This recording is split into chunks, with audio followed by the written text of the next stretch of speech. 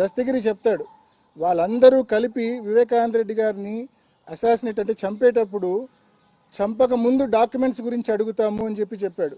ఆ డాక్యుమెంట్స్ ఎక్కడున్నాయో ఆయన కనుక్కోవడం కోసం ఆయన తీవ్రంగా కొట్టామని కూడా చెప్తాడు. ఆ డాక్యుమెంట్స్ ఆయన ఎక్కడున్నాయో చెప్పిన తర్వాత వాటిని తీసుకున్న తర్వాత 2-3 సార్లు అవి కరెక్ట్గా వాళ్ళు అనుకున్నవే అని కన్ఫర్మ్ చేసుకున్నాకనే ఆయన చంపామని కూడా దస్తగిరి చెప్తున్నాడు. మరి చంపిన తర్వాత హత్య ఉదంతం అయిపోయిన తర్వాత బయటికి వెళ్ళేటప్పుడు కూడా ఆ డాక్యుమెంట్స్ను వెరిఫై చేసుకొని 2 సార్లు 3 సార్లు వెరిఫై చేసుకొని బయటికి వెళ్ళామని చెప్పి కూడా దస్తగిరి అతని వాంగ్మూలంలో చాలా స్పష్టంగా చెప్పాడు. మరి ఇంత క్లియర్గా దస్తగిరి చెప్పిన తర్వాత ఆయన మీకు అత్యంత ఆప్తుడు కదా దస్తగిరి గారు, ఆయన బెయిల్ మేము ఆయన బెయిల్ క్యాన్సిల్ చేయమని కోర్టులో వేసినా కూడా మీరు ఆయనకు మద్దతుగా నిలబడతారు, ఆయనకు మద్దతుగా ఏకంగా లూత్రా లాంటి అడ్వకేట్ను పెట్టి మీరు మాపై పోరాడతారు. ఆయన దస్తగిరి గారి బెయిల్ రద్దు చేయమంటే దస్తగిరి గారికి యాంటిసిపేటరీ బెయిల్ ఇస్తే మీరు అడ్డుకోలేదు. చీటికి మాటికి ప్రతి అంశాన్ని అడ్డుకునే మీరు దస్తగిరి తానే మీ నాన్నను చంపానని చెప్తున్న దస్తగిరి గారికి యాంటిసిపేటరీ బెయిల్ వస్తూ ఉంటే మీరు కనీసం అడ్డుకునే ప్రయత్నం, అబ్జెక్ట్ చేసే ప్రయత్నం కూడా చేయని విషయం కూడా ప్రజలందరూ గమనించారనే విషయం కూడా మనవి చేస్తూ ఉన్నా.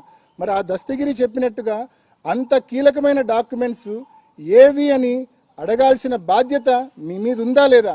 ఎందుకు ఆ విషయంలో మీకు ఎందుకు నోరు రావడం లేదు, ఎందుకు అడగడం లేదు మీరు సిబిఐని చెప్పి నేను ప్రశ్నిస్తా ఉన్నా, ఎందుకు మీరు కోర్టును అడగడం లేదు అని చెప్పి నేను ప్రశ్నిస్తా ఉన్నా. మరి ఇన్ని కీలకమైన విషయాలు మీ తల్లి గారేమో సెలవిచ్చి పంపిస్తారు అటెండర్కు, మీ భర్త గారు కూడా సెలవిచ్చి పంపిస్తారు అటెండర్కు, ఆ విషయం మీరు అడగరు. కీలకమైన డాక్యుమెంట్స్ అంటే ఏదైతే డాక్యుమెంట్స్ దోపిడీ ఆ రోజు రాత్రి హత్య జరిగేటప్పుడు జరిగిందో వాటి గురించి మీరు ప్రస్తావించరు. ఇర్రిలవెంట్ ఇష్యూస్ అన్నీ కూడా మాట్లాడి హైలీ రిలవెంట్ ఇష్యూస్ను పూర్తిగా డంప్ చేసే అంటే పూర్తిగా పక్కదారి పట్టించే కార్యక్రమం ఇన్నాళ్ళు మీరు చేశారనేది వాస్తవం అనే విషయం మీ అందరికీ మనవి చేస్తూ ఉన్నా. మరీ ముఖ్యంగా ఈ కేసులో పిఏ కృష్ణారెడ్డి అనే వ్యక్తి ఫస్ట్ క్రైమ్ సీన్కు పోయి ఆ లెటర్ చూసిన వ్యక్తి, డెడ్ బాడీని చూసిన వ్యక్తి, లెటర్ చూసిన వ్యక్తి.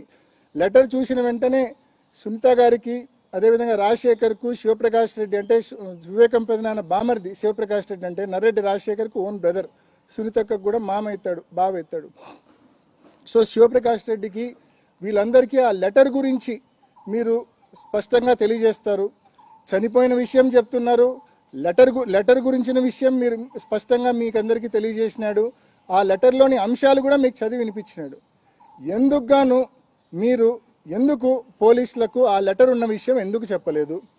మీకు ఆ లెటర్ ద్వారా అది హత్య అని వెంటనే తెలుసు కదా, ఎందుకు మీరు సత్వరమే పోలీసులకు ఫోన్ చేసి ఇట్లా ఇన్సిడెంట్ జరిగింది, అక్కడ లెటర్ ఉందని చెప్పి ఎందుకు మీరు చెప్పలేదు? పైపెచ్చు ఎవరికీ లేని ఒక ఫెసిలిటీ సిబిఐ మా సునీతకి ఇచ్చింది. 2 ఉదాహరణలు మీ ముందు ఉంచుతా, 2 ఉదాహరణలు. ఒకటి 28 జూలై, ఆ స్టేట్మెంట్ కూడా మీకు ఇస్తాను. 28 జూలై 2020 రోజు సిబిఐ వాళ్ళు సునీతక్క దగ్గర వాంగ్మూలం తీసుకున్నప్పుడు ఆ రోజు లెటర్ గురించి అడుగుతారు. లెటర్ అనేది చాలా క్రూషియల్ ఎవిడెన్స్ కదా, అంటే టైమ్లీగా ఆ లెటర్ ఉన్న విషయం తెలిసింటే కన్నా సమయానికి అదే టైంలో తెలిసింటే ఇది 100% హత్య అని అందరికీ అర్థమయ్యేది కదా. అంత ఇంపార్టెంట్ లెటర్ను ఎందుకు దాచిపెట్టమన్నారు, ఎందుకు కన్సీల్ చేయమన్నారు అని చెప్పి సిబిఐ అడిగితే ఆమె చెప్పే ఆన్సరు, మాకు లెటర్ ఉన్న విషయము కృష్ణారెడ్డి గారు వాట్సాప్ పెట్టాడు, లెటర్ చూసాము, లెటర్లోని అంశాలు మేము చదివాము, నాన్నకు సంబంధించిన డెడ్ బాడీ ఫొటోస్ అన్ని కూడా మేము చూసామని చెప్పి ఒప్పుకుంటుంది. ఒప్పుకొని ఎందుకు బయట పెట్టలేదనే విషయానికి ఒక పెద్ద థియరీనే చెప్తుంది. ఊరంతా గొడవలు అవుతాయని, ఇంకొకటని రకరకాలైన కారణాలు కూడా చెప్పింది. 28 జూలై 2020 నాడు సరిగ్గా నెల రోజులకు 27 ఆగస్ట్ 2020 రోజు మళ్ళా సిబిఐ ముందుకు వచ్చి మళ్ళా స్టేట్మెంట్ ఇస్తుంది. ఆ రోజు ఏమని స్టేట్మెంట్ ఇస్తుందంటే, లెటర్ గురించి నేను లాస్ట్ టైం నెల క్రితం చెప్పింది అంతా తూచు, నాకేమీ గుర్తులేదు, లెటర్ గురించి నేను చూడలేదు, నాకేమీ గుర్తులేదు, ఎప్పుడో సాయంకాలం రాహుల్ దేవ్ శర్మ ఎస్పీ గారి చేతిలో నేను లెటర్ చూడడమే తప్ప అంతకు మించి నాకు లెటర్ గురించి ఏమీ తెలియదని చెప్పి నిర్మోహమాటంగా అబద్ధం చెప్తుంది. అంటే నిజంగా సిబిఐ ఈ మాదిరి ఒక వాంగ్మూలం ఇచ్చిన తర్వాత దాన్ని కవరప్ చేసుకోవడానికి మరో వాంగ్మూలం తీసుకునే కార్యక్రమం చేయడము ఎంతవరకు కరెక్ట్? ఇది విచారణ చేసే పద్ధతి ఇది కరెక్టేనా అని చెప్పి కూడా నేను ప్రశ్నిస్తూ ఉన్నా. రెండో ముఖ్యమైన ఉదాహరణ ఏంటంటే, నా బెయిల్కి సంబంధించి వాదనలు జరిగేటప్పుడు హైకోర్టులో నేను సునీతక్క మాట్లాడిన ఒక వీడియోను హైకోర్టు ముందు ఉంచా.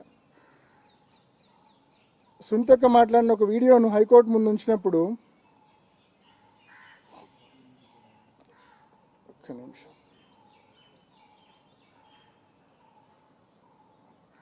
సునీతక్క మాట్లాడిన ఒక వీడియోను హైకోర్టు ముందు ఉంచినప్పుడు ఒక్కసారి మీరు కూడా వినండి.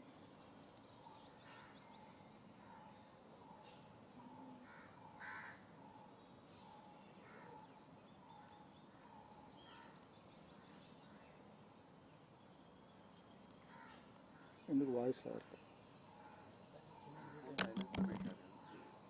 He's working very, very hard. Last couple of months or years, he's been working extremely hard. ఏం పని చేస్తున్నారు? He's working.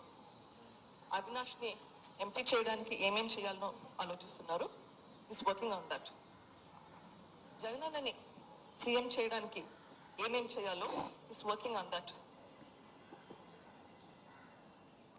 ఇది సరిగ్గా చనిపోయిన వివేకం పెదనాన్న చనిపోయిన 12 రోజులకు అంటే మార్చి 27, 2019లో ఈ ప్రెస్ మీట్ సునీతక్క పెట్టింది. చాలా స్పష్టంగా ఆమె మాట్లాడడం మీరు కూడా విన్నారు. లాస్ట్ కొన్ని నెలలుగా మా నాన్న అవినాష్ను ఎంపీ చేయడానికి, జగనన్నను సీఎం చేయడానికి కృషి చేస్తూ ఉన్నారు, తీవ్రంగా శ్రమిస్తూ ఉన్నారని చెప్పి స్పష్టంగా సునీతక్క మాట్లాడిన మాటలు ఇవి. నేను ఇదే వీడియోను హైకోర్టుకి ఇచ్చా నా బెయిల్ వాదనలు జరిగేటప్పుడు. ఎంపీ టికెట్ మోటివ్ అంటారు, ఒక పక్క సొంతం కూతురే ఈ మాదిరి మాట్లాడింది, నా కోసం ఆయన తీవ్రంగా కృషి చేస్తూ ఉన్నమాట వాస్తవము అని చెప్పి ఈ వీడియో పెట్టినప్పుడు నాకు బెయిల్ వచ్చిన తర్వాత మళ్ళా సిబిఐ సునీతక్కను పిలిచి ఈ స్టేట్మెంట్కు మళ్ళా కవరప్, ఇది మార్చ్ 27, 2019 ఇచ్చింది. మే 31, 2023 అంటే 3 ఏళ్ల తర్వాత ఈ స్టేట్మెంట్కు, ఈ ప్రెస్ మీట్ వీడియోకు కవరప్ మళ్ళా పిలిచి ఎందుకు మీరు అట్లా మాట్లాడినారు అని చెప్పి సిబిఐ అడగడము, సునీతక్క చెప్పడం, నాకు సజ్జల రామకృష్ణారెడ్డి గారు అట్లా చెప్పమంటే నేను చెప్పినా అని చెప్తుంది. అయితే ఎంత విచారణలో ఎన్ని లొసుగులు ఉన్నాయో ఒక్కసారి గమనించమని కోరుతా ఉన్నా. అంటే ఒక్కసారి వాంగ్మూలం ఇచ్చినాక ఈ మాదిరి కవరప్ చేసుకునే కార్యక్రమం, ఇంప్రొవైజ్ చేసుకునే కార్యక్రమం ఎక్కడైనా జరుగుతుందా? నేను మీ ముందు 2 ఉదాహరణలు ఉంచా, 2 కూడా ఆన్ పేపర్ డాక్యుమెంటెడ్ స్టేట్మెంట్స్ కూడా మీ అందరికీ అందజేస్తా. అదేవిధంగా పండింటి రాజశేఖర్, నీరుగట్టు ప్రసాద్, షమీం వీళ్ళందరి స్టేట్మెంట్స్ కూడా మీకు అందిస్తా. రెండోది, మీరు ఫర్దర్ విచారణ ఏ కోణంలో అడగాల? ఇందాక చెప్పినట్టు డాక్యుమెంట్స్ థెఫ్ట్ ఏది ఉందో ఆ డాక్యుమెంట్స్ ఏంటివి అనేది, ఆ డాక్యుమెంట్స్ రికవరీ కోసం ఆ డాక్యుమెంట్స్ ఏంటివి అని రౌండ్ డిసీలు ఉన్నాయి డాక్యుమెంట్స్ మీద అనేవి వరకు దస్తగిరి చెప్తాడు. తర్వాత ఆ డాక్యుమెంట్స్ ఏంటివనేది దస్తగిరి కూడా చెప్పాడు. సో ఆ డాక్యుమెంట్స్ ఏంటివనేది విచారణ చేసి మాకు ఫర్దర్ ఎంక్వైరీ చేసి క్లారిటీ ఇవ్వమని అడగాల మీరు, అది అడగరు. అదేవిధంగా షమీం గారు వివేకం పెదనాన్నకు సంబంధించిన సెకండ్ వైఫ్ అనే విషయం అందరికీ తెలుసు, కేసులో కూడా ఇన్వెస్టిగేషన్లో కూడా ఎస్టాబ్లిష్ అయింది.